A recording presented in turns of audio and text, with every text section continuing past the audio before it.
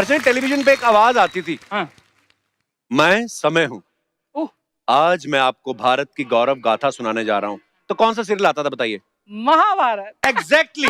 और महाभारत के जो सूत्रधार थे, जो समय, तो समय का वॉइस ओवर किया था हरीश भिमानी जी ने। एक बार उनके लिए जोरदार तालियां हो जाए। महाभारत कथाओं का महासागर है, ये सिर्फ पुराण नहीं, महापुराण है। इसका एक एक किरदार यादगारी था, और जिन कलाकारों ने इन किरदारों को यादगार बनाया, आज वही हमारे बीच आ रहे हैं। लेकिन इससे पहले मैं उन्हें बुलाऊं, अर्चना जी, उनके सामने आपने थोड़ा अपनी हंसी भी कंट्रोल करना है। क्यों? क्योंकि उनको जरा सा भी शक हो गया ना, आप राक्षस योनि से हो, कहीं हमला ना कर दें। अरे आओ, अरे ओ ब्रो कप्पू। देवर जी, क्या हुआ? वो महाभारत वाले आने वाले थे, आ गए वो कैसे आएंगे? उनके रथ तो यहाँ घूम रहे हैं।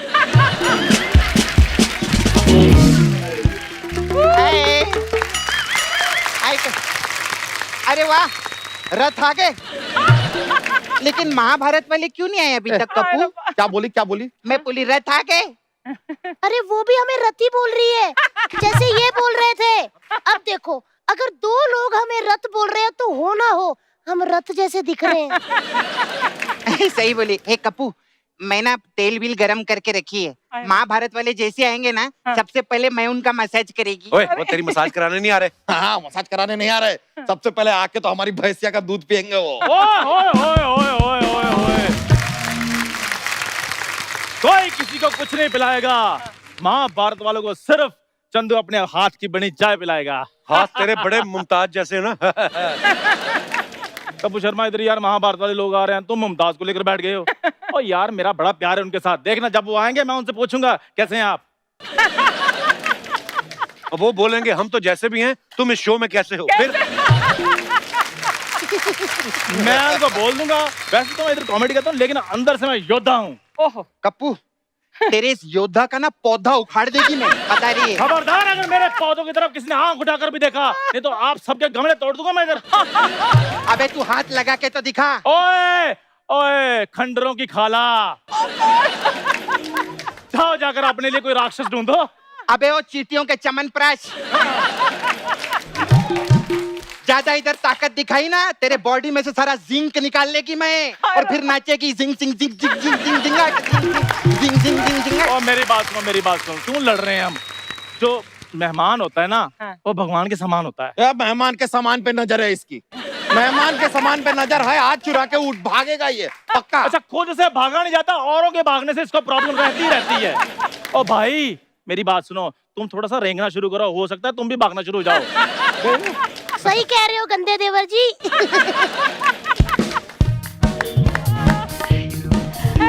Hello guys. अच्छा, मैं क्या बोल रही हूँ, जब तक महाभारत वाले लोग नहीं आते मैं उनके लिए रंगोली बना लेती हूँ। तू रंगोली छोड़, तू अपना करियर बना। हाँ, तेरी जवानी निकलने में आधा घंटा ही बचा बस। Oh my God. जवानी भले आधे घंटे में निकल जाए, लेकिन हसरतें जिंदगी भर नहीं निकलेगी कप्पू शर्मा। ये देख ली इनकी परफॉर्मेंस। मैं तो कहता सोनी टीवी से स्टे ऑर्डर ले लो। कप्पू शर्मा, अपने दोस्त को गिरवी रख के कोई बैंक से 100-150 का लोन क्यों नहीं ले लेते यार? ओए हाथी, मेरे साथी, मेरी बात सुनो। जैसा तुम परफॉर्म कर रहे हो, जाकर चिड़ियाघर में परफॉर्म करो। मेरी बड़ी जान पहचान है उधर, तुम कहो तो मैं बात कर देता हूँ। और जैसे आप परफॉर्म कर रहे हैं ना, चिड़ियाघर वाले, इसके साथ आपकी जान पहचान होगी, क्योंकि चैनल वाले तो आपको अंदर घुसने नहीं देते होंगे। इतनी बेइज्जती वाले प्राणी के साथ मैं नहीं खड़ा रह सकता। सही है। ओए नहीं, चैनल की तो तुम बात ही ना करो। कप्पू शर्मा, बताओ इनको चैनल में मेरे कैसे जलवे हैं? जलवे तो बड़े हैं इसके। मतलब सोनी चैनल ने लगातार 4 दिन पीटा, लेकिन मेरा यार 1 सेकंड के लिए बेहोश नहीं हुआ। और तारीफ वाले बताओ कप्पू शर्मा, तारीफ वाले बताओ। तारीफ वाला काम भी करो ना पहले। तो तुम तारीफ वाला करने दोगे तो मैं करूंगा। अरे जितना तू इधर चिल्ला रहे ना, अगर हाथ में कटोरा रख के सिग्नल पे चिल्लाया होता ना, अभी तक 150 रुपए का गल्ला हो जाता तेरा। तुम कटोरा पकड़ो भी ना, बस वैसे ऐसे कर दो, तुम्हारा 301 रुपया पक्का है। इतनी बेइज्जती वाली औरत के साथ मैं नहीं खड़ा हो सकता अभी। लेकिन देखा आपने अर्चना जी, दोनों पूरा दिन काम करके भी 450 से ज्यादा कमा नहीं पा रहे हैं। और यहाँ पर आते ही सबसे पहले 1000 रुपए का नाश्ता ऑर्डर करते हैं ये दोनों। ये कप्पू तेरे इतने दोस्त है, अगर एक दोस्त कम हो जाए तो कोई टेंशन नहीं ना तेरे को ना। हे भगवान मेरे को माफ करना, आज समय से पहले एक बंदा तेरे पास भेज रही हूँ और इसकी आत्मा का जो करना है तू करना तेरी। ओए, एक मिनट, तुम लोग अपना नाटक बंद करो।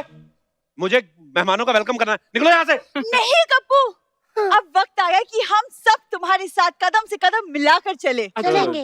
तुम्हारे भार को थोड़ा सा हल्का करे हम सब। यार दे मानेगी नहीं, दोस्त बुला लो, हम पे ट्रस्ट करो यार, हम भी अच्छा वेलकम करेंगे। ला लो, सच में। ट्रस्ट कप्पू। हाँ कप्पू बुला लेना। बुला लो यार, बुला लो। हाँ, बुला लो, खुश हो तेरे कपड़े जाएंगे। मेरे को ठीक नहीं लग रहे। ओ, कोई बात नहीं, मैंने उनको कहना मैंने रेंट पे लिए हैं बस। तो दोस्तों, आप सबकी जोरदार तालियों के बीच स्वागत करते हैं महाभारत के वीर योद्धाओं का, अर्जुन जी, युधिष्ठिर, गजेंद्र चौहान जी, दुर्योधन पुनीत सर जी और शकुनी मामा गोफी पेंटल साहब।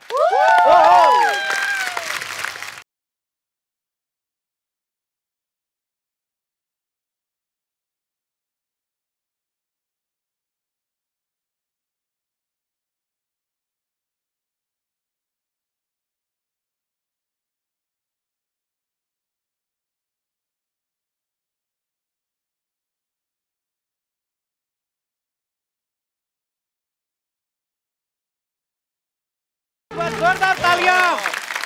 सर, आप सभी का बहुत बहुत स्वागत है। सर, मैंने आपके लिए एक बोली भी तैयार की है, गा दूं? बारी पर सी खटन गया, सी खट के ले अंदे ताले। बारी पर सी खटन गया, सी खट के ले अंदे ताले। साटे खारा है महाभारत वाले, साटे खारा है महाभारत वाले, साटे खारा है महाभारत वाले। तीर तीर भाले भाले, जितू जितू, जय हो योद्धा योद्धा। भाभी थक गई। इधर आओ। वो महाभारत से आए, फगवाड़े से नहीं आए। बली बली तीर क्या कर रही है? तो मुझे भी पता था, मैंने भी देखे हुए थे। सही बोला कप्पू। सर मैं आप लोग की बहुत बड़ी फैन है। मेरा ना उधर पार्लर है, आइए ना मैं आप लोग का मसाज करेगी, आइए। नहीं, पार्लर में कुछ नहीं रखा है। आप ना हमारे तबेले की ओर प्रस्थान कीजिए, हमारी भैंसी आपको देखकर बहुत प्रसन्न होगी, गदगदा जाएगी। ये बचपन से गदगदाए हुए हैं सर। इसको इसलिए हर चीज गदगदाई हुई लगती है। आप सर मेरे ढाबे पे आइए, देखिए टमाटर आपके इंतजार में लाल हुए पड़े हैं। अदरक लहसुन ने एक दूसरे के टुकड़े टुकड़े कर दिए हैं, क्योंकि उनको पता है महाभारत वालों ने उनका तड़का खाना है। आइए सर प्लीज। सर इसकी दाल ना इससे भी ज्यादा बासी है, मैं आप सबके लिए ना पकोड़े तल के लाती हूँ गरम गरम। तू पकोड़े बना, तेरी चटनी मैं बनाएगी। Very good very good. पूरी की किसी ने चटनी उसे धोए बिना बनाई तो ये बहुत बास मारती है, धो के बनाना।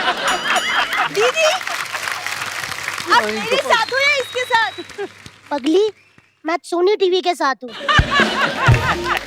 मुझे जो पैसा देगा मैं उसी के साथ हो जाती हूँ। मैं तो आप लोग को देख के दंग ही रह गई। आप तो सच्ची मुच्ची इतने ऊंचे लंबे चौड़े हो।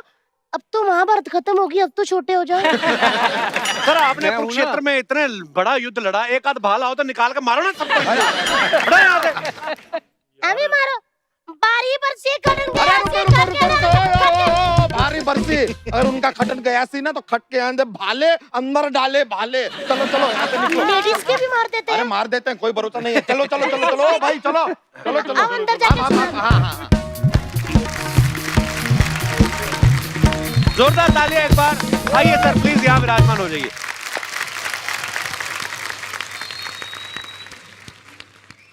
कपिल भाई आपसे एक बात कहनी है। जी सर।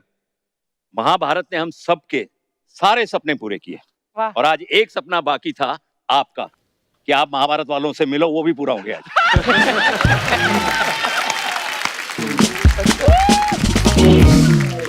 और ये हमने 30 साल पहले सोच लिया था कि हम कपिल के शो में आएंगे। मुझे सवाल पूछने लायक छोड़ा ही नहीं अभी। अच्छा पुनीत सर, आप कंफर्टेबल है ना? चारपाई लगा दें। अच्छा, पर सर आज आपको देख के सच में इतनी खुशी हो रही है। उस समय जब हम महाभारत देखते थे, आप वैसे ही रियल लाइफ में इतने लंबे चौड़े हैं, और ऊपर से जब इनको मुकुट में देखते थे, हम कॉस्ट्यूम में देखते थे ना, लगता था कि हम महाभारत काल में पहुंच गए हैं। आज ये नॉर्मल कॉस्ट्यूम में है ना, बड़े प्यारे लग रहे हैं सर आप चारों। जोरदार तालियां। लेकिन आज अर्चना जी वाकई बड़ा ऐतिहासिक दिन है। महाभारत को हम लोग टीवी पे देखते रहे आज से 35 साल पहले, आज उसके सारे किरदार यहाँ पे मौजूद है। एक सर्वे के मुताबिक अर्चना जी आपको मालूम है कि क्या? जब महाभारत आता था हाँ। तो 92% टीवी सेट्स पे महाभारत देखा जाता था। वाह। कितनी बड़ी बात है, जोरदार तालियां बनती हैं। Amazing. मतलब ऑडियंस के दिलों दिमाग में ऐसा छाया है महाभारत सर, आज तक हमें सारे सीन्स याद हैं, सारी लड़ाइयां, सारे वाक्य याद हैं। अच्छा, महाभारत का अगर जिक्र करें और भगवान श्री कृष्ण का जिक्र ना हो, ऐसा भी नहीं हो सकता है। तो आप सबकी जोरदार तालियों के बीच में बुलाना चाहूंगा महाभारत सीरियल में भगवान श्री कृष्ण का किरदार निभाने वाले दमदार अभिनेता, director, producer and writer mister Nitish Bhardwaj. Please sir विराजमान हो जाइए। हमने सुना था कि महाभारत में जो भगवान कृष्ण ने, उन्होंने सिंधु नरेश को हराने में पांडवों की मदद की थी। आप पांडवों के साथ थे, हमारी अर्चना जी के साथ कोई था भी नहीं, फिर भी उन्होंने सिद्धू नरेश को उठा दिया यहाँ से। अच्छा, लेकिन अर्चना जी, हम जब भी महाभारत सीरियल को याद करते हैं या हम भगवान कृष्ण का नाम लें तो हमारे सामने नीतीश जी का चेहरा आता है। अगर हम दुर्योधन की बात करें तो पुनीत सर का आता है, युधिष्ठिर की बात करें, अर्जुन की बात करें, मामा शकुनी की बात करें, तो यही चेहरे सामने आते हैं क्योंकि हमने इनको देखा है। गुफी सर, आप तो इसके कास्टिंग डायरेक्टर भी थे जी। तो सर कैसे कास्टिंग का सिलसिला कैसे हुआ, सबकी कास्टिंग कैसे हुई? हमने उन दिनों में करीबन 3500 ऑडिशंस लिए Oh my Wow. God. And this is as earlier as 1986। 86 में ऑडिशन शुरू हुआ और 88 में रिलीज हुई महाभारत, और 84 से हम प्लानिंग कर रहे थे। That means 4.5 years we took in planning, और 2-2.5 साल इन इसके कास्टिंग में चले, और ये सब हीरे आपके सामने हैं, क्या बात है। सब उन्हीं में से। कपिल भाई, जिंदगी में शकुनी ने एक ही अच्छा काम किया है, कास्टिंग अच्छा। एक्चुअली जब महाभारत जैसा सीरियल बने तो कास्टिंग करना वाकई बड़ा मुश्किल काम हो जाता है, और सबसे ज्यादा मुश्किल आती है उस किरदार के लिए एक्टर चुनने में जो महामानव हो और भगवान भी हो, जैसे नीतीश सर का किरदार था कपिल जी, भगवान उसमें कृष्ण का। ये भी ध्यान रखा गया था कि छोटे से छोटा एक दरबान भी है जी, वो भी अच्छा। वाकई bosses were not happy, you know, अगर हम कोई ऑर्डिनरी खड़ा कर देते। So it was very important कि हम अच्छे कैरेक्टर्स लाएं। बिल्कुल सर। और मैंने देखा सर, इतनी डिटेलिंग में काम हुआ है, कुरुक्षेत्र में लड़ाई हुई ना तो घोड़े हरियाणा से लिए थे इन्होंने। मैं मतलब ऐसे सर, लेकिन जब भगवान कृष्ण की कास्टिंग हुई नीतीश जी की, ये कैसे, मतलब कैसे मुलाकात हुई आपकी इनके साथ? नहीं, इनसे मुलाकात मतलब मेरा हमारी- सवाल ये मैं इसलिए पूछ रहा हूँ क्योंकि आप खुद कास्टिंग डायरेक्टर थे। हाँ। चाहते तो आप खुद भी कृष्ण बन सकते थे। आपने शकुनी मामा का रोल चुना। सर, मैं इतनी गलत फहमियां नहीं पालता।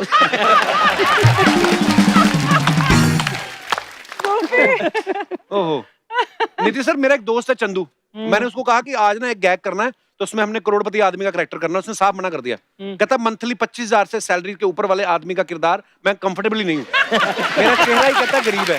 लेकिन अगर भगवान कृष्ण का रोल करना, इतना जिम्मेदारी का रोल होता है वो, इतना बड़ा किरदार जिसमें इतने सारे शेड्स हों, तो कितनी तैयारी थी सर आपकी? क्या आप उस समय नर्वस भी थे? नहीं, नर्वस तो नहीं था, क्योंकि जैसा मैंने पहले भी कई बार कहा है, ये जो किरदार होते हैं ये कहीं ना कहीं विधि लिखित होता है जी। और इनको ऐसा नहीं होता कि आपको ये किरदार मिल गया और आपने महीने भर में इसकी तैयारी कर ली। अब इसके लिए जितनी सारी आवश्यकताएं थी, स्क्रिप्चर्स का जानना, वेद, उपनिषद, भगवत गीता, ज्ञानेश्वरी का पढ़ना, ये बचपन से हमारे घर में था। अच्छा। जो मेरी परवरिश ही वैसी हुई है, हमारा घर का संस्कार ही वैसा रहा है। तो ये कहीं ना कहीं मुझे लगता है विधि लिखित के कारण ये मेरी तैयारी ऊपर वाले ने तभी से करवा ली कि किसी एक दिन कपिल शर्मा मुझसे ये सवाल करेंगे तो मैं जवाब दूंगा।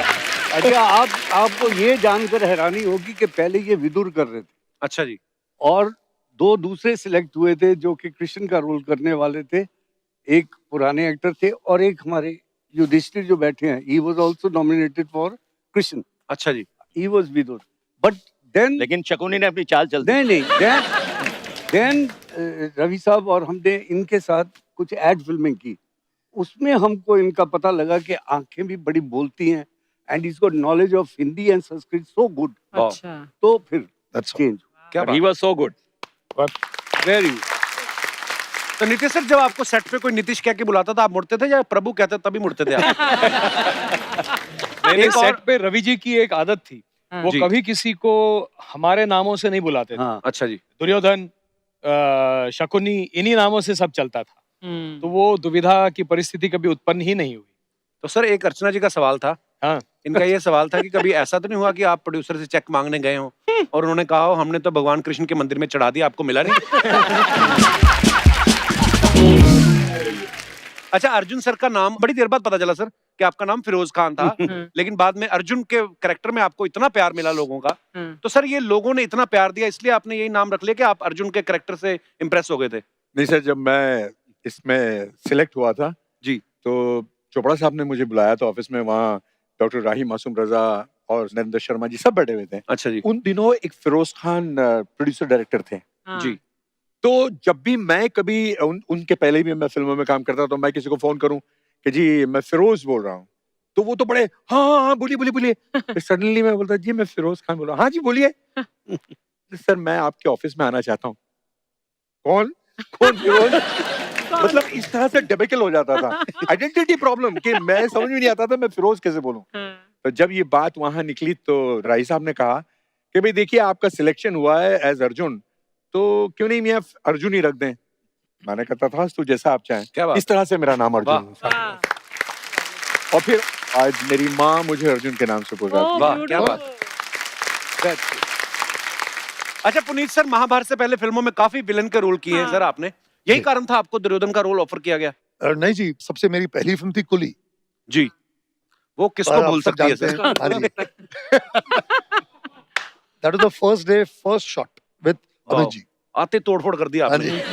उसके बाद क्या था कि जिस तरह के मैं रोल्स चाहता था करना वो मुझे ऑफर नहीं हो रहे थे। अच्छा जी। तो नेगेटिव, बिकॉज क्या कुली के हादसे के बाद एक इमेज बन गई थी कि Puneet sir is a like you know 8th degree black belt in martial arts और डील डॉल इतना जबरदस्त है, तो इसको एक्शन के रोल्स ही दो। तो मुझे पता चला कि चोपड़ा साहब जो महाभारत बना रहे हैं, तो मैं जब गया मुझे देखते ही कहते हैं वाह, बोलते इसको भीम बना दो। अच्छा। मैं परेशान, बोला यार भीम, तो मैंने कहा सर मैं यहाँ पे दुर्योधन के पात्र के लिए आया हूँ। अच्छा जी। कहा तो राही साहब थे कि मियाँ हम तुम्हें हीरो बना रहे हैं और तुम विलन बनना चाहते हो। सर मैंने महाभारत पढ़ा है, मैं जानता हूँ कि दुर्योधन बहुत ही इंपॉर्टेंट कैरेक्टर है। बिल्कुल। तो उससे मुझे एज एन एक्टर दिखाने को बहुत कुछ मिलेगा, तो मैं उसके लिए ऑडिशन करने को तैयार हूँ। वाह। तो फिर कहा बताइए क्या आपने पढ़ा है?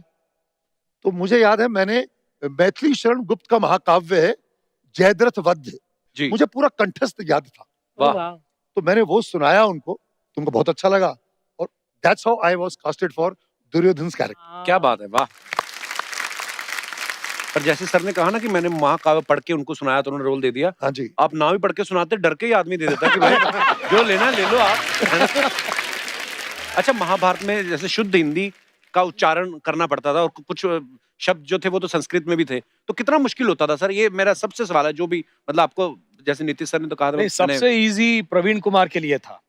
कैसे? उन्होंने पंजाबी में हिंदी बोल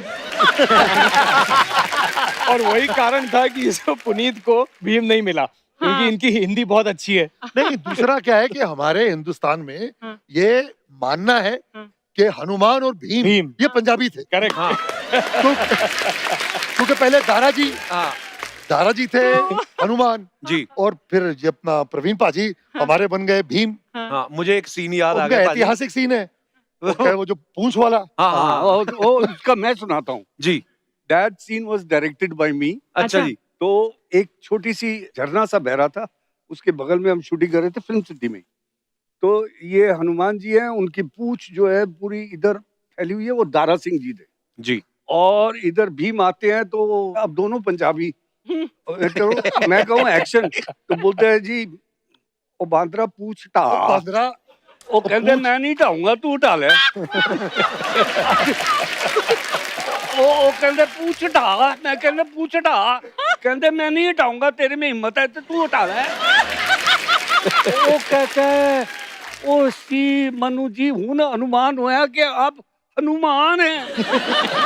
ऐसा करके और फिर डब होया, बड़ा ब्यूटीफुल सीन है। अच्छा, वाह क्या बात है। हम तो डबिंग वाला सुन के भी मजे ले रहे थे, क्योंकि जब कहना हे वानर कृपया अपनी पूंछ हटाएं, तो कहते अगर तुमसे हटती तो हटा लो। तो हम तो उसी में मजा ले रहे थे। मेरे को अब बताया ना कि पंजाबी में बोल दिया था उन्होंने। वाह क्या बात है, कितने मजेदार किस्से। अच्छा, दर्शकों को पता ही है, लेकिन मैं फिर से एक बार रिमाइंड करा दूं कि नीतीश सर ने पहले चक्रव्यूह प्ले में श्री कृष्ण का रोल किया। अच्छा। फिर महाभारत में श्री कृष्ण का रोल किया। एक फिल्म आई थी महाभारत और बार्बरिक, तो उसमें भी ये कृष्ण बने। बी आर चोपड़ा साहब के सीरियल विष्णु पुराण में विष्णु का रोल भी किया। सर आपने इतने भगवानों के रोल किए हैं, तो जब कोई आपको नमस्ते करता है तो आप नमस्ते करते हैं कि आपका आशीर्वाद निकल जाता है? वो गलत हाथ से दे रहे हो। ओह, हाँ। डिटेलिंग। सर वो अभी भी रोल में है, वो अभी भी रोल पे ही है। एक बार कपिल बताता हूँ, अर्चना जी, हाँ। अर्जुन वो विराट रूप, अरे नहीं, कृष्ण जी विराट रूप अपना बता रहे हैं, हाँ। और पूरे सारे रिफ्लेक्टर्स और लाइट्स और यू नो एवरीथिंग बहुत ब्राइट, और सूरज एकदम ऊपर, तो ये बोलता है प्रभु आपने मेरी आंखें खोल दी, और आंखें पूरी बंद की। सर आप बताइए, इतने सारे रिफ्लेक्टर आंख पे मारा हुआ है और इतने सारे HMIs है, और वो कितने आगे खोलूं मैं? रवि साहब कहते हैं वो आंखें खोल। अच्छा, वो भगवत गीता के एपिसोड्स तो सारे शूट हो गए, 3 एपिसोड्स थे, हम लोगों ने 6 दिन में 3 एपिसोड्स खत्म कर दिए। अच्छा जी। क्योंकि मुझे ही बोलना था, शुरू से अच्छा। अंत तक मैं ही बोला जा रहा हूँ, मैं ही बोला जा रहा हूँ, सब संस्कृत हिंदी। ये सामने बैठ के सुन रहा है। तो एक दिन सब ये खत्म हो गया, तीनों एपिसोड, तो मुझे कहता है यार कृषि, यार मैं ठीक कर रहा हूँ ना मैं अर्जुन का पार्ट, मतलब इसमें भगवत गीता के एपिसोड में। मैं कहा देख यार Feroz, you are suppose to be confuse, तू कंफ्यूज लग रहा है। वाह क्या बात है, कितने मजेदार किस्से हैं। आई एम श्योर लोगों को बड़ा मजा आएगा सुन के। सर लेकिन जब ये महाभारत इतना विराट हिट हो गया, तो उसके बाद में आपकी पर्सनल लाइफ में क्या चेंजेस आए? शोज मिलने लगे बहुत।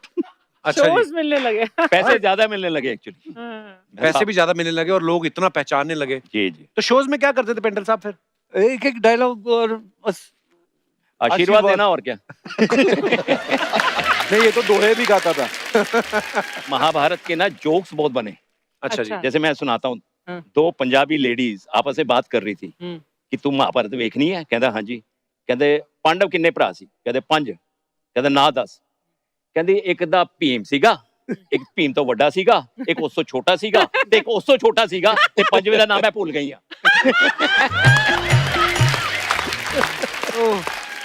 सोचो अभी तो उन्होंने पांडवों के नाम पूछे, अगर कौरवों के पूछ ले। अच्छा वैसे तो सर महाभारत में जो हमने पढ़ा है, जो देखा है कि पांडवों और कौरवों का 36 का आंकड़ा था, लेकिन जब आपकी ब्रेक होती थी, आप तो किरदार निभा रहे थे, तो आप ये मान के चलते थे कि उनके खेमे में नहीं बैठना है, अपने इधर बैठना है? ऐसे नहीं, होता था? सबकी नजर खाने की टेबल पे होती थी एक्चुअली। अच्छा जी। और महाभारत में एक और चीज बहुत मशहूर थी, जूते पहन के बाहर का आदमी सेट पे आ जाए, अच्छा। तो 100 रुपया फाइन होता था एक आदमी को। अच्छा जी। तो हम लोग ढूंढते थे बाजू में कौन शूटिंग कर रहा है, और उसको जाके बोलते थे ए पुनीत को जानता है? बोला हाँ मेरा फ्रेंड है। बोला आजा, तुझे बुलाया है उसने। तो वो अंदर आता था, बोले किसने बुलाया? बोले पुनीत ने। बोले पुनीत को 100 रुपया फाइन। अच्छा गोपी सर, आपने और पुनीत सर ने 2 नेगेटिव किरदार थे, शकुनी मामा और दुर्योधन। कभी ऐसा हुआ आपके साथ कि आप पांडवों के साथ वैसे पर्सनल लाइफ में कहीं घूम फिर रहे हो और लोगों ने उनको बड़ी इज्जत दी और आपके साथ भेदभाव हुआ? मेरे साथ मैं आपको एक कमाल किस्सा सुनाता हूँ। इसका भी हुआ। हम शूटिंग कर रहे थे इन जयपुर, जो क्लाइमैक्स सीक्वेंस, युद्ध का सीक्वेंस। युद्ध का। तो वहाँ के बहुत बड़े उद्योगपति थे। अच्छा जी। तो उन्होंने पूरी टीम को डिनर पे आमंत्रित किया। अच्छा कि जी। आप आइए जी, खाना हमारे भोजन करिए। तो पूरी टीम हम पहुंच गए। अब मेरे पे तो एक टैग लगा हुआ था कि दुष्ट दुर्योधन। हाँ। अब ऐसा बैठे हुए तो मैं बैठा, साथ में उधर शायद रूपा गांगुली यहाँ बैठी हुई थी, चोपड़ा साहब वहां थे, सामने नितेश और अर्जुन वहां बैठे हुए थे। अच्छा जी। तो जो लंबा टेबल था, तो घर के पीछे ना वहां पे सारी औरतें खड़ी थी। वहां से वो लेडीज में खुसुर पुसुर हुई, एक आई और उसने रूपा के कान में कुछ कहा कि आपको वहां बुला रहे हैं। अच्छा। तो रूपा उठ के चली गई। वो गई, जैसे पहुंची तो बाद में थोड़ी देर बाद रूपा वहां से आई और मुस्कुराती हुई आई। मेरे को समझ में नहीं आया, मुझे बाद में पता चला, उसको बोला कि तुम उसके उस दुष्ट के पास कैसे बैठ रही हो? उठो वहां से, जाओ जाकर अर्जुन और अपना कृष्ण के पास बैठो।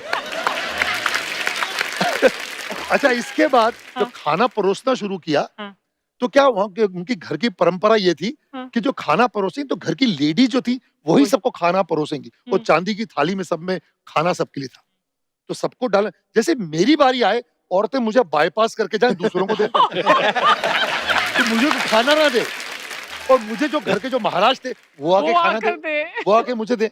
तो जो उनकी जो दादी अम्मा थी, वो जैसे आई, वो आई तो जैसे मुझे क्रॉस करके जाने लगी। बोला माता जी दीजिए ना मुझे। बोलती है दुष्ट। बोलते इतना गुस्सा अच्छा नहीं है। अरे कृष्ण भगवान को बांधने की बात कर रहा है। अरे 5 गांव तो मांगे थे, दे देता 5 गांव। तो ये था पर एक्चुअली लोग सच मानने लगते थे ये चीजें। अब मेरे को उन दिनों में क्या होता था, कपिल जी के बहुत से फैन मेल आते थे जी। आजकल जैसे SMS है या इंटरनेट है या उस मीडिया नहीं था, तो हमारे फैंस आते थे ढेर सारे, रोज डाकिया हम लोगों के फैन में लेके। एक फैन ने तो कमाल कर दी, उसने लिखा हुआ पोस्ट कार्ड आया था, अबे शकुनी मामा। अबे तू अपने आप को क्या समझता है? हाँ? तू बड़ा दुष्ट है। तुमने अपने भतीजे को हमेशा उल्टा सीधा पाठ पढ़ाया, पांडवों के साथ हमेशा अन्याय किया, तुमने कृष्ण भगवान की कभी नहीं मानी, यहाँ तक कि तुमने द्रौपदी चीरहरण करवा दिया, युद्ध करवाया, और अब तूने युद्ध करवा दिया। अबे शकुनी, अगले हफ्ते अगर युद्ध बंद नहीं हुआ तो हम तेरी दूसरी टांग तोड़ देंगे। इतने जज्बाती हो जाते हैं।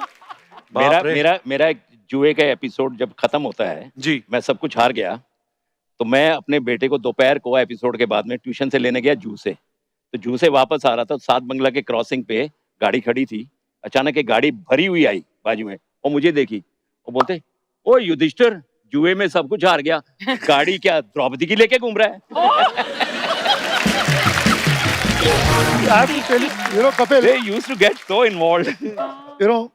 आपको एक किस्सा सुनाता हूँ जी। मैं महाभारत की शूटिंग चल रही है, सडनली मैं रास्ते पे जा रहा हूँ कहीं पे, एक पुलिस की गाड़ी आती है और मुझे ऐसे करती है, पता नहीं कि मैंने शायद सिग्नल तोड़ा, क्या किया, did I jump a signal, nothing.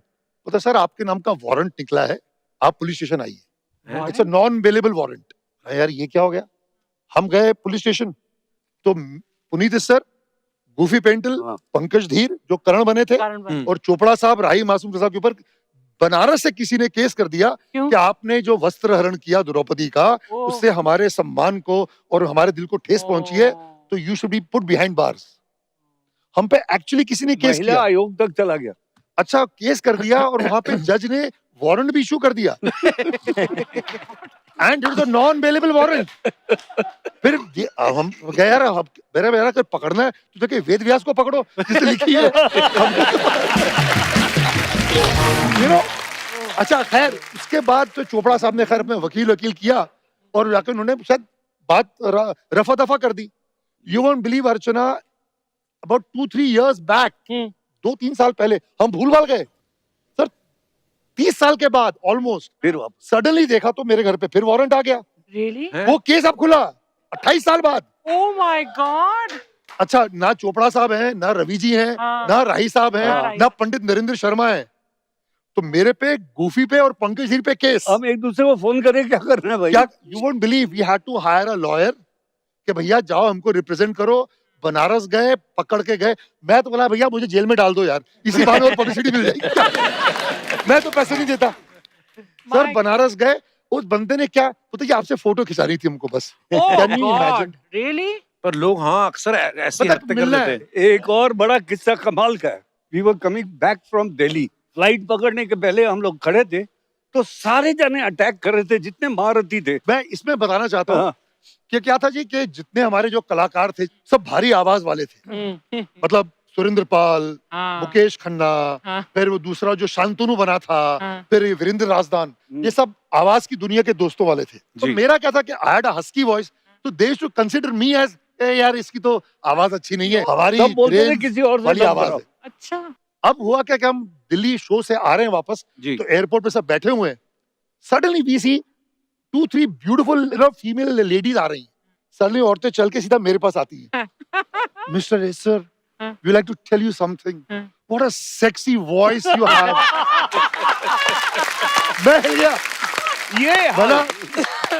आपका जो हस्क है आपकी आवाज में, हम उसके कायल हैं, फैंटास्टिक। मैंने फिर इनकी सबकी तरफ देखा, बोला भैया तो कहते ना, you know nothing succeeds like success. एक शूटिंग का किस्सा मुझे याद आ रहा है। किसका? शूटिंग पे। अच्छा।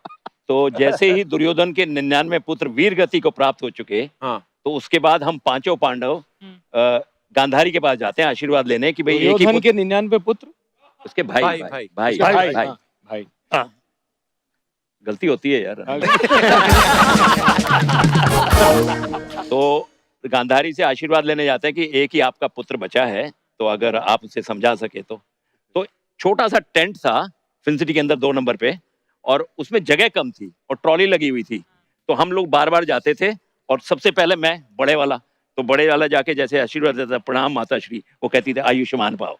उसके बाद आता था प्रवीण कुमार जी, अब वो लंबे चौड़े 6 फुट 7.5 इंच, वो बैठते थे, प्रणाम माता श्री, आयुष्मान, वन मोर, क्योंकि वो कट हो जाता था, क्योंकि वो फ्रेम में आते ही नहीं थे। 23 रिटेक हो गए, 23 रिटेक, और 24वीं बार आया, रवि चोपड़ा जी को बोलता है, रवि जी जदों भी आओ कहती है आयुष्मान पाओ, आयुष्मान पाओ। आशीर्वाद बट रही है, गुलूकंद बट रही है।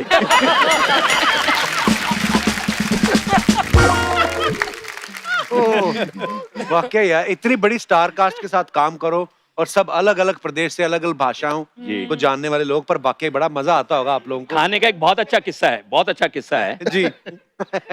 पुनीत जी जो है, जैसे ब्रेक होता था तो सबसे पहले खाने की टेबल की तरफ भागते थे और सब लोग वेट करते थे, गड़ गड़ गड़ गड़ गड़ करके इनकी प्लेट पूरी भर गई, बाकियों के लिए कम बचता था। तो एक दिन शॉट हो रहा था इनका और पंकज का, तो उनको लगा कि यार, और विदुर आया हुआ था, विदुर का लंच के बाद था, तो विदुर जो है वो खाने की टेबल के पास खड़ा हो गया कि यार इससे पहले ये आएगा पुनीत, मैं खाना डाल लूंगा।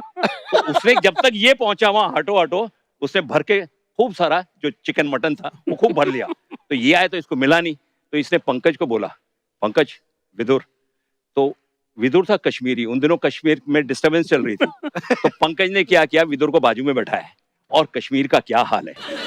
उसने कहा यार ऐसा है, बड़ी प्रॉब्लम। अब उसने टेबल, वो जो प्लेट थी ना, वो ऐसे रख ली। अब इसने क्या किया, एक बोटी उठाता था और एक बैंगन रख देता था, एक बोटी उठाता था, बैंगन रख देता था। अब वो इतना इमोशनल हो गया विदुर, रोने को हो गया कश्मीर का बात सुन के। तो थोड़ी देर बाद पंकज ने बोला, यार तू इतना इमोशनल हो, खाना तो खा ले। वो खाना देखा तो सारे बैंगन, मटन की जगह सारे बैंगन। ये डेली की कहानी होती थी कुछ ना। सोचो इतने बड़े बड़े योद्धा, बच्चों वाले काम हो रहे हैं। अच्छा सर, मेरा आप सबसे एक सवाल है कि जैसे बहुत बड़े बड़े सीन जब शूट करते थे, युद्ध का सीक्वेंस शूट होता था, तो इंसानों को तो लाउड स्पीकर पे बोल सकते हो आप कि आगे बढ़ो, युद्ध करो, वापस आओ, रुक जाओ। तो जो हाथी घोड़े होते थे उनको कैसे कंट्रोल करते थे आप? वो घोड़े जो थे वो पप्पू वर्मा जी के थे। अच्छा। वो उनको पता होता है पैकअप कब होना है और शुरू कब होना है और एक्शन कब होना है। अच्छा। आपको 6 बजे के बाद वो घोड़ा ऐसे करने लगता था कि मेरे को शूटिंग नहीं करनी है। वो घोड़ों का तो ऐसा होता था कि रो में लगे होते थे और बड़े सुस्त एकदम। Start camera, action. वाह, फिल्मी घोड़े। हाँ, फिल्मी। नीतीश सर, आपने तो रथ भी चलाया था, सारथी बने थे आप। बिल्कुल। तो आपको चलाना आता था उससे पहले? आपने कभी चलाया था घोड़ा? देखिए, मैं हूँ वेटरनरी सर्जन। इसीलिए तो लिया था कृष्ण जी के रोल में कि घोड़े संभाल सके ये। तो मैं हूँ वेटरनरी सर्जन। मैं बॉम्बे और पूना के रेस कोर्स में काम करता था। अच्छा जी। As an assistant veterinarian. वाह। तो हर प्राणी का अपना एक स्वभाव होता है, उसकी आदतें होती हैं जी। तो रथ चलाना इसीलिए आसान था क्योंकि घोड़े बड़े प्रेडिक्टेबल प्राणी होते हैं। अच्छा जी। हाँ, वो स्वभाव मनुष्य की तरह बदलते नहीं है। अच्छा, वाह। हाँ जी, बहुत अच्छी बात बोली है। बदलते नहीं है। वैसे एक किस्सा पुनीत जी का बहुत अच्छा, अगर वो अपने मुंह से सुना दे तो। क्या पुनीत जी? क्या था कि those days we just started and suddenly लोग हमको पहचानने लग गए थे, हमें शोज मिलना शुरू हो गया था जी। तो हम जयपुर में शूटिंग कर रहे थे, तो दिल्ली से एक बंदा आया, आपको मैं स्पेशली लेके जाना चाहता हूँ, और वो आपको अच्छे पैसे भी दे रहा था हमको। अच्छा जी। तब हम रवि जी को कैसे बहुत ही हम चाहते थे, हम पटा लेते थे उनको कि रवि जी हमको जाना है। अच्छा, कुछ कलाकार थे जिनको बेचारों को शोज नहीं मिलते थे, तो वो जाके रवि जी को, रवि जी क्यों छोड़ते हैं आप इनको, मत छोड़ा करो, फिर इससे डिसिप्लिन खराब होता है। अब हुआ क्या कि वो बंदा आया, मैं कहा हाँ भाई क्या कितने पैसे दोगे शो के? उसने जितने हमने मांगे उससे कुछ 4-5 गुना ज्यादा उसने एग्री कर लिया। अच्छा। तो मैं बोला कौन कौन चाहिए? बोलता आपके 5-6 कलाकार आप कर दो। तो मैं, मुकेश खन्ना, रूपा गांगुली, अर्जुन, शकुनी, गजेंद्र चौहान और पंकज धीर, तो 8-10 आदमी को मैंने इनके बिहाफ पे सबके पैसों की बात कर ली। अच्छा। उसने जी हमको कुछ बड़ा साइनिंग अमाउंट भी दे दिया। अच्छा। अब उसके बाद देखो जी, सैटरडे को शो है और सैटरडे को शूटिंग है, फ्रॉम जयपुर टू दिल्ली 5 घंटे का सफर है। और सर आपको यहाँ से 2 बजे निकलना पड़ेगा या आपको 1 बजे निकलना पड़ेगा। डोंट वरी, रवि जी को मैं पटा लूंगा, रवि जी तो मेरे खास है। अब ये बात हो गई। That news went to Ravi ji. अच्छा। कि ये कुछ 8-10 कलाकार जो हैं ये शो पे जाने के लिए, और उन्होंने पैसे ले लिए। तो Ravi ji he got very angry. तो रवि जी, इनको आने दो, let this Duryodhan come to me to take permission, I will set him right. अब हम सुबह सब 9 बजे, सर 8 बजे विथ मेकअप रेडी, सारे डायलॉग रेडी कि हमको परफॉर्म करने के, हमको जल्दी छोड़ो। तो अब ये गया, फिर पंकज जी गया कि बॉसी आज हमको प्लीज छोड़ दो। शट अप, कोई आना नहीं, मैं किसी को नहीं छोड़ूंगा। समझते हो तुम, मेरा डेकोरम खराब हो रहा है, डिसिप्लिन खराब हो रहा है यहाँ पे। अब ये हो गया, अब क्या हुआ जी, करते करते 11:30, 12, 12:30 बज गए। अब हमको टेंशन के पैसे जो वापस करने पड़ जाएंगे। अब वो टेंशन हो गई। तो पंकज जी रहा है मेरे पास। I have to tell you this, you know, Ravi ji great man he is. तो पंकज जी आता है मेरे पास, पुनिटोस यार बड़ी यार, रवि जी ना, he is lost it man. मतलब क्या हुआ? अरे यार एग्री नहीं कर रहे यार। मतलब बट तेरे को किसने बोला रवि जी के पास जाने के लिए? अरे मैं जाता तरीके से पटा लेता। No what happened that time, Ravi sir was taking a shot, करते करते वो ऐसे आ रहे हैं, नो माय बैक, और रवि जी चलते चलते पीछे आ गए। तो ही कुड लिसन कि मैं क्या बोल रहा हूँ। और यहाँ से पंकज जी का वो बोल नहीं रहा कि मैं क्या हो गया तेरे को? मतलब अगर मैं होता, मैं रवि जी का असिस्टेंट नहीं रखता अपना। मेरी हिम्मत देखो, अब गुस्से में आदमी बेसिकली लालच है, दिल्ली जाना है। तो पंकज जी, अबे पोपो क्या कर रहा है? उतने इडियट, रवि सर की आवाज है, इडियट। अब आई एम लाइक दिस, मैं टर्न किया, रवि जी, क्या बोला तूने? सर मैं तो सीधा जमीन, मारो सर मुझे, मुझे मारो। मैं जमीन बैठ गया जी। मैं बोला सर मैं अज्ञानी, मैं पागल हूँ, मैं गधा हूँ, मैं उल्लू हूँ, मैं पाजी हूँ। I took off my shoe. Sir ये जूता लीजिए। सर मेरे सर पे मारिए sir. Ravi ji started laughing. Ravi ji हंस दिए। वो बोला रवि जी प्लीज छोड़ दो, बहुत पैसे मिल रहे हैं, हमने देखे नहीं है, प्लीज जाओ। He left us. और रवि जी ने छोड़ दिया सबको। और सबको छोड़ा सर। क्या बात है। But Ravina was a softie, है ना? अंदर से बहुत softie. Super person. Super. God bless his soul. God bless his soul. एक किस्सा मैं सुनाऊंगा। जी। दिल्ली में शो था इंद्रप्रस्थ स्टेडियम में। अच्छा। और महाभारत के बहुत आर्टिस्ट और बहुत वीआईपी रेंज के लोग मंच पे थे वहां पे। तो सबको एक एक कैरेक्टर को बुलाया जा रहा था कि भाई युधिष्ठिर आएंगे, अर्जुन आएंगे। तो मुकेश खन्ना जी को बुलाया गया। तो मुकेश खन्ना जी ने जाके भीष्म प्रतिज्ञा बोली। अच्छा। जो वो बोलते हैं हमेशा। तो भीम जी मेरे बाजू में बैठे थे। मैंने भीम जी को बोला, मैंने कहा पाजी मुकेश खन्ना ने आज भीष्म प्रतिज्ञा बोली है। 2 ही प्रतिज्ञा है, एक भीम प्रतिज्ञा है, एक भीष्म प्रतिज्ञा है। ਤੁਸੀਂ भीम प्रतिज्ञा बोलो। कहते ऐ ठीक है, आज मैं मुकेश खन्ना ਨੂੰ ਦੱਸੂ एक्टिंग की होती है। अब उनकी बारी आई। अब पांडुपुत्र भीम आपके सामने आएंगे। और वो उठे वहां से मेरे बाजू से और चलते चलते चलते चलते मंच पे आ गए। वो मंच पे वीआईपी बैठे हैं और माइक लगा हुआ था, स्टैंड वाला माइक होता ना। अब उन्होंने बोलना शुरू किया, मैं पांडुपुत्र भीम प्रतिज्ञा लेता हूं कि जब तक रणभूमि में दुशासन की छाती का लव नहीं पी लूंगा। अब उनको हाथ उठाने हैं। उन्होंने माइक लिया, अपने पूर्वजों को और माइक किससे गया यार? जो माइक में नहीं बोलना था वो बाहर बोल दिया। जो पब्लिक ने शोर मचाया है, बाप रे। One of the fantastic moments in that. Innocence और वो honesty actually. Yes. हमारे यहाँ सबसे बढ़िया सेंस ऑफ ह्यूमर जो थी वो परवीन कुमार जी की। ओह अमेजिंग। टिपिकल पंजाबी। वो और विधुर अगर दोनों बैठ के बात करें, एक एनएसटी ग्रेजुएट और एक हमारे प्रवीण जी, वो उसको कह रहे हैं, कहते विधुर तू लेट बहुत आंदा है यार। कहता नहीं पाजी मैनू ना, I am a trained actor. कहता सही कह रहा है, तू ट्रेन्ड एक्टर है क्योंकि तू ही ट्रेन तो आंदा जाता है।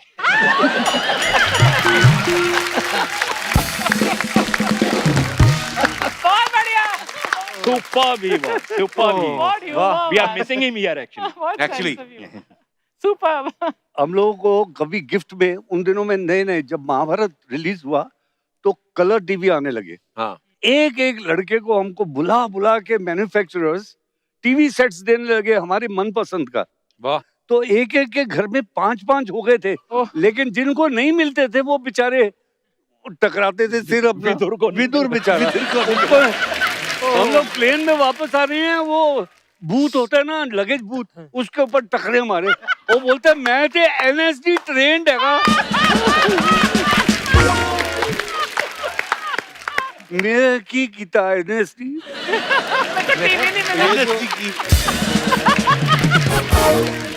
परवीन जी का एक छोटा सा किस्सा लास्ट। हाँ सर प्लीज, जितने मर्जी सुनाओ, मजा आ रहा है। Fantastic। मैं और अर्जुन वो खार में रहते थे, ये रहता है बांद्रा, मैं अंधेरी में रहता है। तो हमने कहा पाजी साथ ही चलेंगे। अब उसके घर पे बैठे हुए वो वेट कर रहा है। तो मैं कहा पाजी चलिए। कहता नहीं यार वो गणेश नहा रहा है, उनका बॉय। अच्छा, मतलब मालिक तैयार होके बैठा है और बॉय नहा रहा है। ओए गणेश, ओ गणेश, ओ गणेश निकल यार, देर हो रही है, गणेश निकल यार। वो अपने आराम से नहा के तैयार होके निकला। ओ मैं तेनू कदों दी आवाज दे रहा गणेश गणेश, तू सुनदा नहीं है? कहते भाजी वो टैप चल रही थी, नल खुला हुआ था, आवाज नहीं आई। अगली बार नहाने जाएगा तो कान बाहर छोड़ के जा।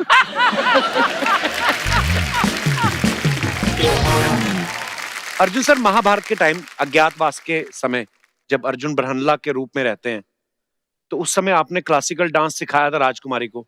तो सर वो किरदार करते हुए वो आप नॉर्मल हो गए थे उसके बाद? क्योंकि वो मैं अपना किस्सा शेयर करना चाहता हूँ। मैंने ब्रहनला प्ले किया था, तो मैंने उसमें माई ब्रहनला का रोल किया था।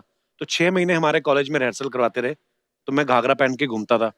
वो जब प्ले खत्म हो गया, हमारा फर्स्ट भी आ गया, उसके बाद मेरी चाल वैसी हो गई। इनकी अभी भी वैसी है, इनकी अभी भी वैसी है। चला के देखो। देखिए पहली बात तो महाभारत का जब ये सीक्वेंस शुरू हुआ रोने वाला था ब्रहनला का, मुझे नहीं मालूम था। रवि जी एक दिन बोले कि तेरा चल तू तैयार हो जा, तेरा ब्रहनला का सीक्वेंस आ रहा है। मैंने कहा व्हाट इज ब्रहनला? बोला है तेरे को मालूम है? मैं नो आई डोंट नो। बोला वो तेरे को ना वो बनना है। मैंने कहा यार ये क्या बात हुई, 6 फुट 2 इंच का आदमी, ये क्या करूंगा, और तेरे को डांस भी करना है। मैं कहा पाजी मैं तो डांस नहीं करूंगा, डांस आता नहीं है, मैं गा लूंगा लेकिन डांस नहीं करूंगा। तो बोले तू हिस्ट्री चेंज करेगा कहा के? तो मैंने कहा कि तो उतने में देखा कि गोपी कृष्ण जी आ रहे थे।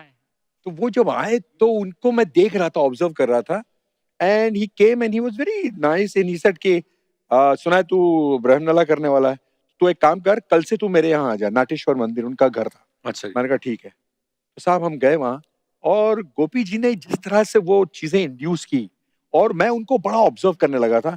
तो मैंने कहा जब 6वां या 7वां दिन था, तो उन्होंने मुझे सारे तोड़े और मुद्राएं वो सब सिखा दिए, और फिर वो एक नेचुरल चीज जो थोड़ी सी आ गई थी उसमें। तो मैंने बोला ये कैरेक्टर है जिनको मैं कॉपी करूंगा। तो मैं रवि जी को शाम को फोन किया, मैंने Ravi ji I want to come and talk to you. तो रवि जी को मैं रवि जी आई गॉट ब्रहनला। बोले क्या करेगा तू? मैंने कहा आई विल कॉपी गोपी जी। बोला यार this is what I wanted, तू कर। और ये जब करने के बाद जब पहला दिन का शॉट था, तो ये सारे लोग वहीं थे। But Arjun played so well, Brunella. He played so well, really. Very good. Thank you. No match. ये तो हम सब जानते हैं कि महाभारत का निर्माण जो है वो हमारे देश के महान फिल्म निर्माता श्री B.R. चोपड़ा जी ने किया था। सो आज उनकी पुत्रवधू और महाभारत के डायरेक्टर मिस्टर रवि चोपड़ा जी की पत्नी रेनू चोपड़ा जी भी हमारे बीच मौजूद हैं, और अब वक्त है उन्हें यहाँ पे मंच पे इनवाइट करने का। सो प्लीज जोरदार तालियों से स्वागत कीजिए मिसिज रेनू चोपड़ा जी का। रेनू जी आपका बहुत बहुत स्वागत है। Thank you so much.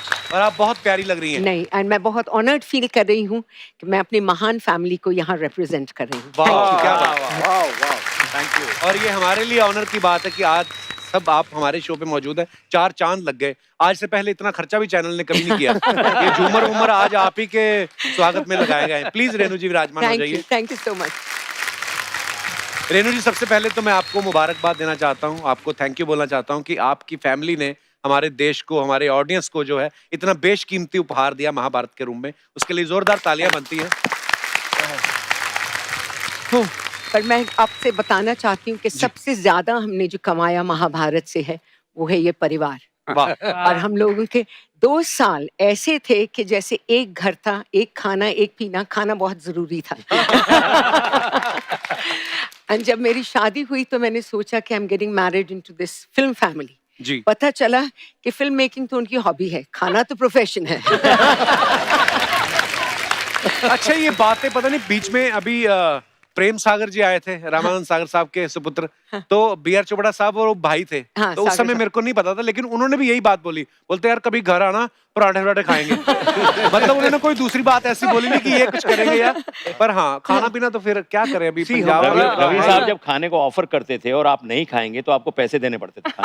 अच्छा, हमारा किचन साथ में चलता था, कुक्स होते, शेफ्स होते, या और वो बकायदा जो रवि साहब ने बोला, अच्छा लड़कों आज क्या मुगलाई खाना है, आज चाइनीज खाना है, आज Italian, everything was on the set, all made on set. Ma'am घर पे भी तो सुना है वर्कशॉप्स लगती थी बिल्कुल, जो संडे के संडे वर्कशॉप होती थी, ये सारे आते थे, फिर खाना होता था। खाने के टाइम पे पुनीत से सब डर जाते थे, वो सीधा किचन में पहुंच जाता था। 40 रोटियां बेल बेल के मेरा कुक थक जाता था, कहता जी उनको मत अंदर लीजिए। और भाभी वो that dinner used to be with families. Yes, yes, always. And actually once I remember मैं आई फिल्म सिटी, तो शूटिंग फिल्म सिटी में ही अक्सर ज्यादा होती थी। तो जब मैं आई, मुझे पता नहीं था कौन सी स्टेज पे है। ड्राइवर ने पूछा कि मैडम कौन से स्टेज पे ले चलूं? आई सेड जहां तंदूर लगा है बाहर, वही हमारा स्टेज है। तो मैम आप महाभारत जब शूट हो रहा था तो आप कौन सा डिपार्टमेंट संभालती थी, उसमें कैसे जुड़ी हुई थी? खाने के अलावा रवि चोपड़ा नहीं, और बहुत जरूरी था, मींस स्क्रिप्ट पे ये लोग बहुत ध्यान देते थे। Okay. एंड मुझे लगता है कि महाभारत का सबसे बड़ा हीरो उसका स्क्रिप्ट है। ट्रू, क्या ये बॉस की बॉस की या एंड महाभारत बन नहीं सकती थी बिकॉज वो, मुझे लगता है आज कोई बनाना चाहे तो जैसे इन्होंने बोला there was a divine hand, because वो बन गई। इतने बड़े बड़े महायोद्धा जैसे चोपड़ा साहब, राही मासूम रजा, नरेंद्र शर्मा, ऐसे राइटर्स हमें नहीं मिल सकते। Actually And I think we owe it all to them. And everybody in the team, starting from the spot boy to the topmost man, worked together like one big family. Ma'am आजकल तो graphics बड़े आ गए हैं, मतलब VFX आ गया, बहुत सारी technology आ गई है, लेकिन उस समय जब इतनी बड़ी सेना दिखानी तो वो कैसे, आजकल तो मल्टीप्लाई कर देते हैं, लेकिन उस समय कैसे दिखाते थे? मेरे दिमाग में आता था अभी जब मुझे समझ आया, मुझे लगता हो सकता है जो कौरव मर गए हो कपड़े चेंज करके पांडवों की सेना में, ऐसे तो नहीं करते थे कि जो कौरव चले गए वो पांडवों की सेना में आ जाओ? आपने जो कहा है बिल्कुल सही। हम लोग जयपुर पहुंचे, शूटिंग करनी थी जयपुर में, वॉर सीन्स, बिकॉज वहां पर टेलीग्राफिक पोल्स नहीं होते थे। तो अब ये सोचा कि इतना क्राउड, हमें उस टाइम पे मिलते थे 6 लाख रुपए पर एपिसोड फ्रॉम गॉडरेज, एंड तब भी हमारा नुकसान होता था, 7.5 लाख में बनता था एपिसोड। तो आई रिमेम्बर रवि घर आते थे, पापा से कहते थे कि मैं कितनी भी कोशिश करूं 6 लाख में नहीं बन सकता। इसे तुम एक बात याद रखना, तुम दिल से बनाओ, ये तुम्हारा एटीएम होगा, any time money will be Mahabharat. क्या बात है। एंड हम जयपुर जब पहुंचे तो कोई प्रॉब्लम नहीं था, there were no extras to be paid. वो जितने गांव वाले थे वो सब सैनिकों के कपड़े पहन के आ जाते थे रोज वॉर सीन्स करने, एंड रोज शूटिंग हो जाती थी। एक दिन वो चक्रव्यूह का सीन था जयपुर में जी, तो सुबह सुबह वो जो जूनियर आर्टिस्ट थे गांव से आते थे वो आए ही नहीं, सब आर्टिस्ट तैयार होके बैठे, 11 बज के 12 बज के 1 बजे देखा कुछ आने शुरू हुए, तो रवि जी ने बहुत गुस्से में थे, बोले मेरा सारा प्लानिंग खराब कर दिया। उनका जो एजेंट था उसको बोला कहाँ से आ रहे हो? बोले सर जी महाभारत देख रहे थे, आज संडे है। महाभारत देख के आ रहे हैं। क्या बात है। मैं आपको एक बड़ा अजीब सा किस्सा सुनाता हूँ। हमारे कैमरामैन थे Wahab was a young man, बहुत ब्रिलियंट आदमी थे। तो उसकी बहन की शादी थी, कहते हैं हम लोग वेट कर रहे हैं, बारात नहीं आई। 10 बजे आना था बारात ने, और हम वेट कर रहे हैं, कोई नहीं आई। ये लोग पहुंचे 2 बजे। तो इस वाले मौलवी ने उनसे पूछा, भाई मियाँ इतनी लेट, बारात तो आपकी 10 बजे आनी थी। कहते क्या करें, हम महाभारत देख रहे थे। ये प्यार था एक्चुअली बोलते हैं आप अगर देख रहे थे हमें भी बता दिया होता, हम भी देख लेते। वाह वाह, क्या बात है। इसी बात पे मैं आपसे शेयर करना चाहती हूँ। जब हम लोगों ने महाभारत बनाई तो हम लोग उसका स्क्रिप्ट लेके गए तो दूरदर्शन, तो गिल साहब थे वहाँ। तो उन्होंने कहा कि देखो बाकी तो सब ठीक है, पर आप कह रहे हैं आपके राइटर हैं डॉक्टर राही मासूम रजा, वो महाभारत कैसे लिखेंगे? सो डैड टोल्ड हिम कि महाभारत ना हिंदू है ना मुसलमान है, it is a story of every family. ये जो डिस्प्यूट होती है फैमिली में, हर घर में महाभारत होनी चाहिए, रखनी चाहिए किताब, टू अंडरस्टैंड कि क्या नहीं करना चाहिए। रामायण आपको बताता है क्या क्या करना चाहिए। एंड ही सेड अगर राही साहब नहीं होंगे तो I will walk out. I will not make Mahabharat because the concept of समय was राही साहब. Yes. And अगर समय नहीं होता तो कोई ये कहानी बांध नहीं सकता. वाह वाह क्या बात है. आज भी मेरे पास बड़े चोपड़ा साहब के 2 पत्र हैं जो उन्होंने मुझे लिखकर लंदन भेजे थे. अच्छा. जब महाभारत का रीटेलीकास्ट हुआ मेट्रो चैनल के ऊपर जी, तब मैं यहाँ पर नहीं था, मैं लंदन में रहता था. तो उन्होंने एक दिन मुझे पत्र आया, BR फिल्म से पत्र आया, तो मैंने खोल के देखा. उसमें उन्होंने लिखा था कि जब पहली बार महाभारत बन रही थी तो मुझे तुम्हारा कंट्रीब्यूशन समझ में नहीं आया क्योंकि देखने का पूरी तरह से समय ही नहीं मिला. आज रीटेलीकास्ट में देख रहा हूँ. Thank you very much. वाह. ये जो डायलॉग्स हैं राही साहब के आज भी कानों में गूंजते हैं. मैं और भाभी कई बार ये बात कर चुके हैं कि पूरा 10-15 दिन बैठ के केवल एपिसोड्स को देखने की इच्छा मन में होती है. एक साथ देखने का समय ही नहीं मिल रहा है. पर आप देखिए कि लोगों के दिलों में कितना छाया हुआ है महाभारत. आज भी जब लॉकडाउन शुरू हुआ जी तो लोगों ने गवर्नमेंट को लिखना शुरू कर दिया कि रामायण और महाभारत जो है वो दोबारा शुरू किए जाएं. उन्होंने किए भी और वापस से उसकी बड़ी अच्छी रेटिंग आई उसकी. क्या बात है यार. बिल्कुल. पहले जो है महाभारत की वजह से लॉकडाउन होता था, अभी लॉकडाउन की वजह से महाभारत. हमारे पास कुछ पिक्चर्स हैं सर, आपको दिखाना चाहते हैं. कुछ यादें ताजा की जाएं थोड़ी. वाह वाह ये आपका फैंटास्टिक. वाह सर. अर्जुन सर वैसे लड़की भी होते तो बड़ी हॉट होते आप. तो मैं आपको नहीं छोड़ता फिर. नेक्स्ट. वाह वाह मजा आ जाता था ऐसे. जम्बूरी मैदान. इसके मास्टर शॉट लिए थे हमने जयपुर में. Abhimanyu, he is in London now. He is in London. क्या खूबसूरत कॉस्ट्यूम थे. वाह मजा आ जाता था देख के. फैंटास्टिक. ये फर्स्ट टाइम ऐसे डिजाइन किए गए थे कॉस्ट्यूम्स बड़े ध्यान से. This is Rama Vij. रमा विज जो नुक्कड़ में टीचर बनी थी ना. आप नुक्कड़ पे भी जाया करते थे. भैया हमारे लिए 16,108 नुक्कड़ अलाउड है.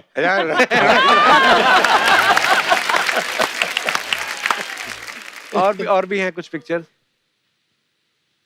ओ ये अर्चना जी ये क्या हो रहा है आपके साथ? ये क्या हो रहा है? ये आपने 16,108 वाली बात सीरियसली तो नहीं ले ली. ये पीछे कौन है? मैं वही तो देख रहा हूँ. ये कहाँ की पिक्चर है?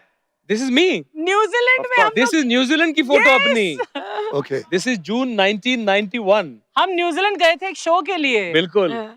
20-25 साल हो गए यार. ये आप ही आपकी छोटी बहन है. मैं ना आप सबके आने से पहले भी कह रहा था. मैंने कहा अर्चना जी आज महाभारत की स्टार कास्ट आ रही है तो मन में कोई गिला शिकवा नहीं रखना कि दुर्योधन जी आए. आपको मना कर दिया था दुर्योधन के रोल के लिए तो आपको मिल गया. तो पर कितना वो आपकी मोहब्बत प्यारी पुरानी दोस्तियां. पर बड़ा मजा आया यार. जोरदार तालियां होनी चाहिए. We would have preferred.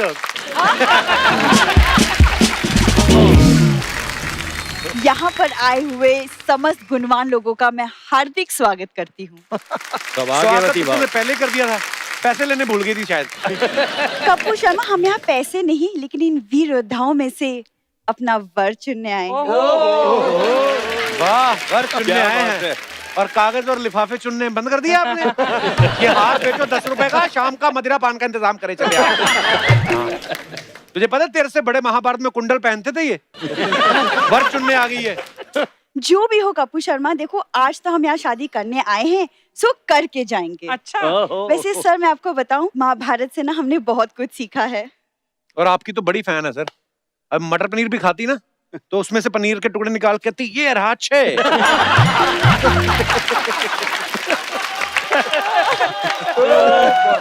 और उसके बाद इसके पिताजी आते हैं चपाती लेके एक पीस उठा लेते कहते हैं अब हो गया 5. कपूर शर्मा भरी सभा में आप हमारा अपमान कर रहे हैं. तो क्या आपको 11 रुपए शॉल देके सम्मानित कर रहे हैं हम? चली जाए इससे पहले अर्जुन जी तेरी आंख में तीर मार दें. आप दिखने में भी पॉम्फ्रेट लग रही है. Oh my God. तीर तो वो तब चलाएंगे ना जब तुम अपने शब्दों का बाण चलाना बंद करोगे। क्या बात है।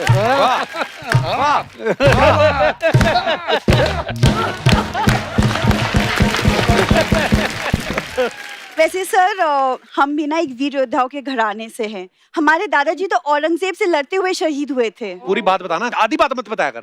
ये बता कैसे शहीद हुए थे? औरंगजेब की जेब काटते हुए पकड़े गए थे। आपको कैसे पता? ये पूछ कि उनको कैसे पता लगा औरंगजेब को जेब कट रही है? औरंगजेब की पिछली जेब में हाथ डाला, जेब थी फटी। और दादाजी के हाथ थे ठंडे, महीना था दिसंबर का। औरंगजेब ने इसी गुस्से में इसके दादा ठंडे कर दिए। वैसे वर्ड चुनने से पहले मैं आप सबका एक छोटा सा एक परीक्षा लेना चाहूंगी। परीक्षा छोड़, तू रिक्शा कर और चलो। तू उनका कोई मन है कोई नंबर का? जबरदस्ती मैं आपकी परीक्षा लेनी चाहती हूँ। जा यार। मेरे लिए कोई परीक्षा देने के लिए तैयार है? मुझे अपनाने के लिए कोई? हम हैं।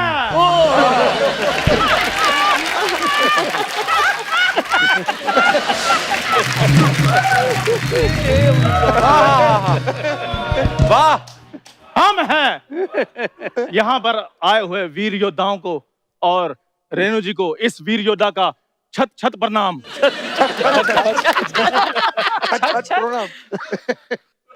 वाह, आपके आगमन से हमारे शो को 4 चांद लग गए। बहुत बहुत स्वागत सर आपका। पिछले हफ्ते हमारे शो में ना आशुतोष राणा जी आए थे। इसने जाके उनके ड्राइवर को यहाँ काट लिया, इसीलिए इसकी हिंदी अच्छी निकल रही है आज। अगर किसी को काटने से भाषा अच्छी हो सकती है तो आप अपने इंग्लिश अच्छी करने के लिए शशि थरूर के ड्राइवर को क्यों नहीं काट लेते?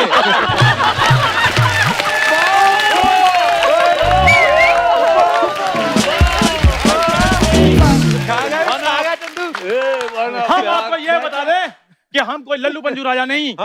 हम गोदा राज के। कौन से? गोदा वंश के राजकुमार चंद्रपत्रू हैं। महाराज, और ऐसे कपड़े? आप राजा कम किसी लुटी हुई रियासत के बावर्ची ज्यादा लग रहे हैं। खैर, तुम जैसी भी हो हमें पसंद है। ये बताओ तुम्हें पाने के लिए हम कौन सी परीक्षा दें? तुम परीक्षा छोड़ो, रिक्शे में बैठो और भिक्षा मांगो। ये बात तो कपूर शर्मा पहले बोल चुका है। हाँ, तो कपूर की बोली हुई बात अच्छी तो होती है। ऐसे थोड़ी ना सोनी इतने पैसे देता है उसको। उसकी बातें बोल बोल कर उसके पैसे ना कम करवा देना। खैर, किसी के पैसे पर नजर रखने की कोई जरूरत नहीं। हम बहुत बड़े साम्राज्य के मालिक हैं। कौन सा साम्राज्य? पुनीत सर, ये महाराज फ्लाईओवर के नीचे सोते हैं। तो सोचो फिर, जिसको सरकार ने सर ढकने के लिए फ्लाईओवर बना कर दिया है वो कितना बड़ा आदमी होगा।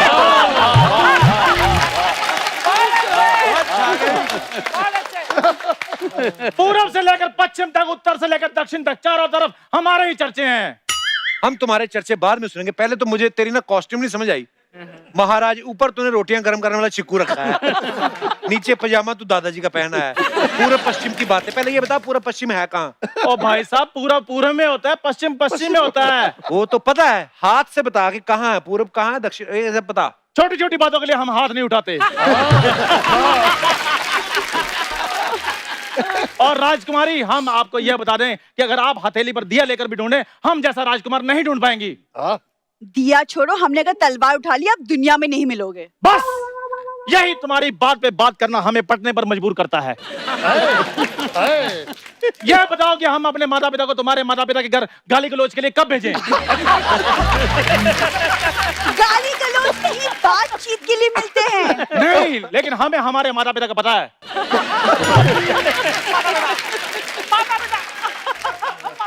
वो तुम्हें देखते ही गाली गलौज पर उतर आएंगे। वो बोलेंगे ये दो लोगों ने मिलकर क्या पैदा किया है।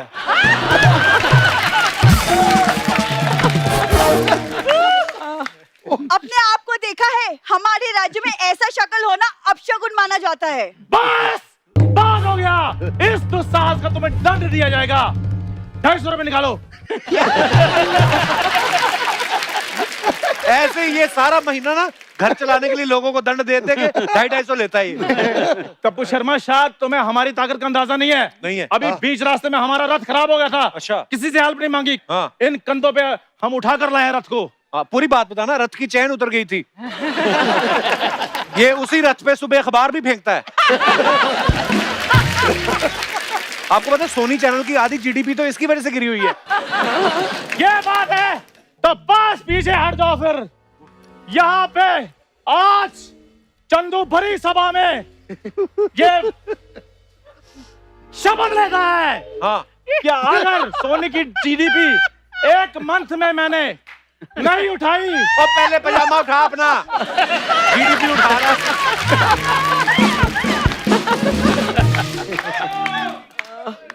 अभी और थोड़ा नीचे गिर जाता सारा सेंसेक्स दिख जाता है। और तुम अपने होने वाले पति पर हंस रही हो।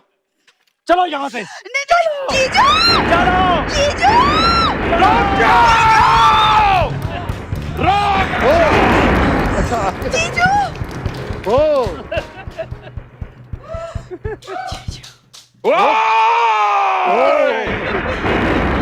अच्छा तुम ओए कौन हो तुम? सांडों के मदाकनी?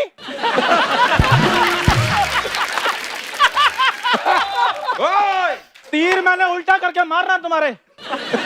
गंदी चाय से भी ज्यादा गंदे इंसान। अगर हमारी साली को नैन उठा के भी अगर तुमने देखा ना तो तुम्हारे नैन नक्श हम बदल देंगे। जीजू, ये चंदू ना मुझे शादी के लिए विवश कर रहा था। ए ढाबा पुत्र चंदू!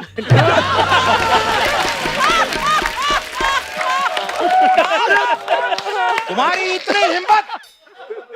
ये हमारी साली जिसके पास एक मच्छर भी नहीं आता उसके पास तुम कैसे आ गए? ये लो। ओ यहाँ तुम्हारी इज्जत नहीं हो रही, मेरा क्या हाल करेंगे?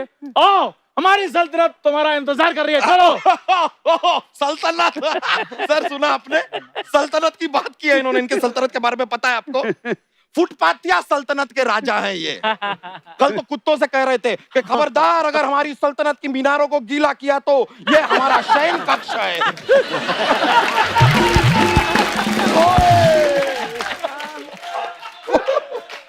अपना भी तो बताओ ना। तबेलिया सल्तनत के मालिक हैं ये। प्रजा के नाम पर भैंसे पाल रखी है इन्होंने। तो इसमें क्या बुरी बात है? क्या बुरी बात है? गुफी जी आप ही हमको बताइए। जैसे जुझारू राजा होते हैं वैसे हम दुधारू राजा हैं। What problem? और खाक दुधारू राजा हैं सर ये। मैं बताता हूँ आपको, चारा ये भैंसों से ज्यादा खा जाते हैं। दूध 1 लीटर भी दिन देते ये। वाह, कितनी बड़ी बात की है आपने। अब हम जितना चारा खाते हैं ना उसे दुगना चारा हम आपको खिलाएंगे। आप आधा लीटर दूध दे के दिखाइए। अरे आधा लीटर छोड़ो, 250 ग्राम दूध दे दो। अबे 100 ग्राम दे दे बे।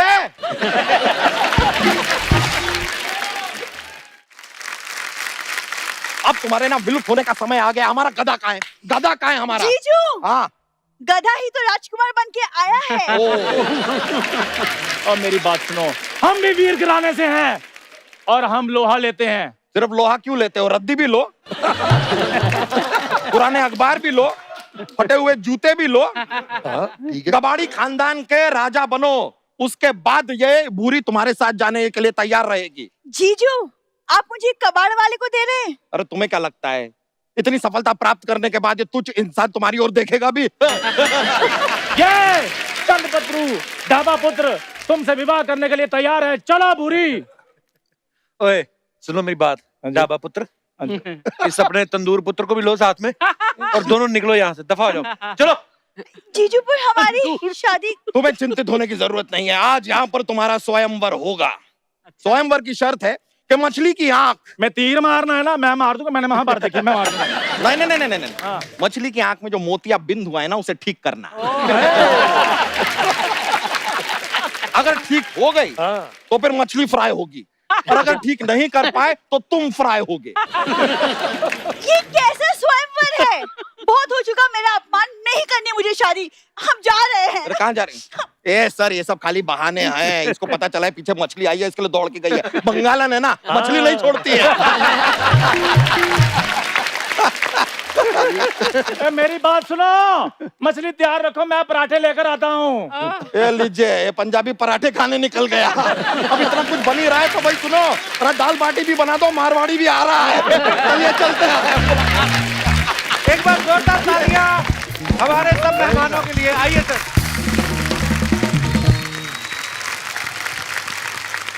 सर सबसे पहले तो मैं धन्यवाद कहना चाहूंगा आप सबका, रेनू मैम आपका, कि आप लोग आए हमारे शो पे और इतनी पुरानी यादें ताजा की, इतने मजेदार किस्से थे। Thank you so much once again.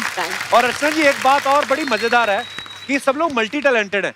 सबसे पहले तो मैं गुफी साहब की बात करूं। गुफी साहब ने बड़ी अच्छी पोइट्री की बुक जो उन्होंने कहा था मेरे कान में कि मैं अर्चना जी को गिफ्ट देना चाहता हूं, अगर तुम दिलवा दो तो एक तुम्हें भी दूंगा। तो ये thank you so much sir, thank you so much for this ये मेरी लिखी हुई है, कुछ लकीरें टेढ़ी मेढ़ी सी। वाओ अर्चना जी मैं खुद आऊंगी लेने के लिए।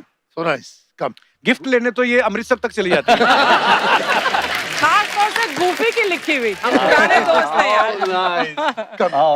Thank you so much. ये गूफी पीछे है, शकरी मामा। दोस्तों आज एक बहुत बड़ी खुशखबरी मैं बात बताना चाहता हूं, बल्कि हमारी भाभी जी यहाँ है, रेनू भाभी जी। आज ये एपिसोड टेलीकास्ट हो रहा है, उसके साथ साथ आज का दिन हमारे लिए सबके लिए बहुत बड़ा है, क्योंकि महाभारत के पीछे जो सबसे बड़ा हाथ था वो था हमारे आदरणीय रवि चोपड़ा साहब का। आज उनका जन्मदिन है और उसी दिन ये एपिसोड टेलीकास्ट हो रहा है। वाह वाह वाह। तो हम सब उनको याद करते हैं, वो जहां भी हैं, जैसे भी हैं, खुश रहें। बस यही हमारी दुआ है। बहुत बहुत बहुत बहुत धन्यवाद सर, बहुत बहुत धन्यवाद एक बार फिर से आप सबका। आप हमारे शो पे आए और 4 चांद लगा दिए आपने, अपने किस्से, मजेदार कहानियां और गाने सुना के। बहुत मजा आया sir. Thank you so much once again. Thank you. अच्छा मैं अपने दर्शकों को एक और बात उनके साथ शेयर करना चाहता हूँ कि जब महाभारत की शूटिंग चल रही थी तो उस समय से रेनू मैम जी के साथ कोई शायद स्टाफ मेंबर आपके साथ आए, इंदर जी। हाँ जी, आज मैं अपने साथ लेके आई हूँ जो रवि जी के सबसे पहले स्पॉट बॉय थे, एक यंग बॉय कॉल्ड इंदर। आज भी वो यहीं पे है, हमारे साथ काम करता है। अब तो वो रणवीर का स्पॉट बॉय है। But I just want to dedicate this whole episode to all our daily wage earners, all our spot boys, all our lightmen without whom this industry would not survive. Wow, very good. So can we call on stage Inder, please? Please, Inder ji आइए, मंच पे आइए। Mask उतार लीजिए, कोई बात नहीं। Thank you, Inder. Yes. Thank you for coming. Welcome. तो दोस्तों आप सब भी यूं ही हंसते रहिए, मुस्कुराते रहिए, अपने आसपास सफाई बनाए रखें। गुड नाइट, शब खैर। Thank you.